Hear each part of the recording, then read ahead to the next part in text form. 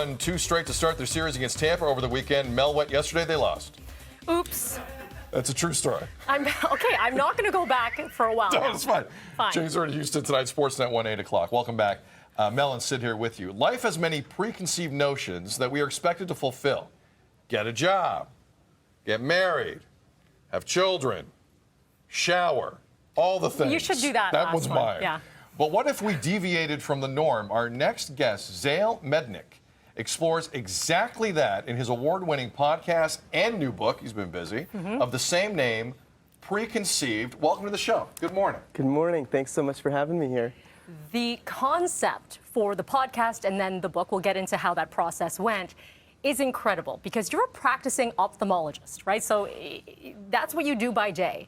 But you said, light bulb moment, let's challenge these preconceptions. So how did you say, I'm going to take all of that and turn it into a podcast, which, by the way, is hitting almost the 200th episode? Yeah, we're close to episode 200. But thanks, that dovetails well with the concept of why it was preconceived. So I was at a stage in my life where I was finishing my medical training, which, as you're aware, can take a long time. And when I initially went into medicine, there's a lot of people who go into medicine and they know from the moment they're born, I want to be a doctor, and that wasn't me. But I am happy I'm in medicine, and I decided I wanted to do that, but I wasn't sold when I did it that that's the only thing I want to do in my life. So I had other random ideas like we all do, and I decided when I was finishing my training, let me make sure that I don't just fall into the 9-to-5 doctor's job. And there's nothing wrong with that, but for me, that wasn't my life. And as I was at that juncture and I was thinking what to do, that concept of preconceptions came up because I was kind of analyzing some of those big choices related to career, relating to lifestyle, relating to starting the family. I was in a new relationship, and I was wondering, am I going through the motions? Am I just following the status quo because that's what you do? Or are these authentic choices to me? You say in this book that, it's for anyone going through the motions in their lives. How does that connect to preconceptions? So I'd say there's there's many veins of preconceptions that I've learned, but there's 2 primary ones I try and explore on the show. One is that notion that we grow up, we have a typical family life to an extent, we have a typical education, typical childhood, we go through a string of monogamous relationships, we get married, we have a career, we then have kids, we retire, we die, and that's kind of the line cycle we go through in life. And each one of those points we can kind of challenge, not in a way that's saying we shouldn't do that, but in a way that says, is the choice I'm making truly authentic? Is that what I want to do? Or am I just making that choice because of what I've been told? And then the other vein of preconception is more just the way we look at the world and we look at different issues in society, both the controversial and the mundane. And am I thinking a certain way because that's how I've been told to think? Or am I thinking that way because it makes sense to think that way?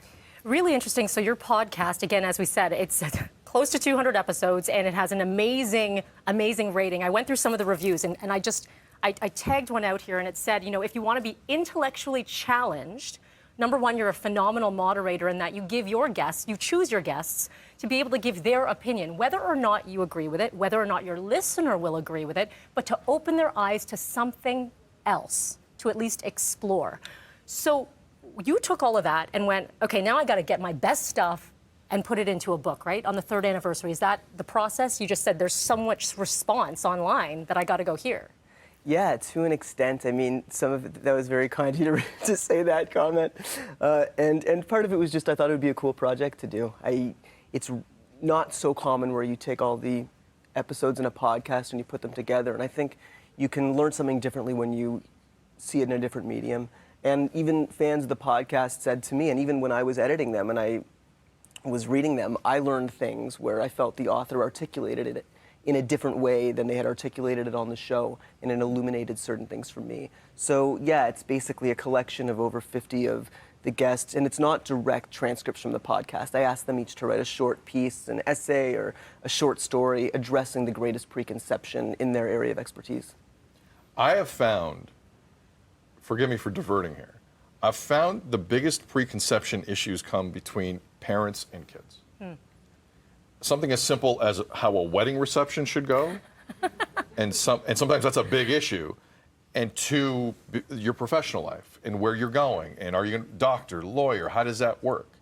for anyone watching who's really going through one of those, or they don't want to disappoint, but these preconceptions are walls in so many ways to the relationship with your folks, what would you say to them? I've never been asked that before, but it's such an apt question, and I love discussing topics related to parenting, and specifically, I'm not a parent, so that's weird, but specifically whether you even want to have kids. But in regards to that, assuming you are a child and you have parents, I think it's just about, and it sounds cliche, but it's about sitting down, and it's about having that conversation and being aware that as the parent and as the kid, you might not find a common ground, and that's okay. A lot of the time, the preconception is that by talking about the preconception, you're going to change your mind.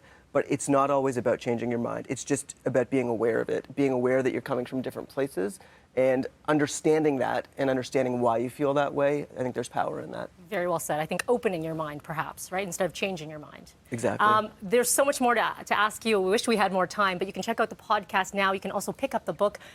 Zale, where do we go online for you? Yes, you can go to amazon.ca or amazon.com and check out Preconceived, or just check out the podcast and see an episode you like. All 200. There's so many of them. All 200. Preconceived Choice. with the yellow logo. Thank you so much for having me. Zale, come back again. Oh, thanks. You're great. Okay, This thanks. is very interesting. Thank you very much. I really appreciate it. I'm grateful.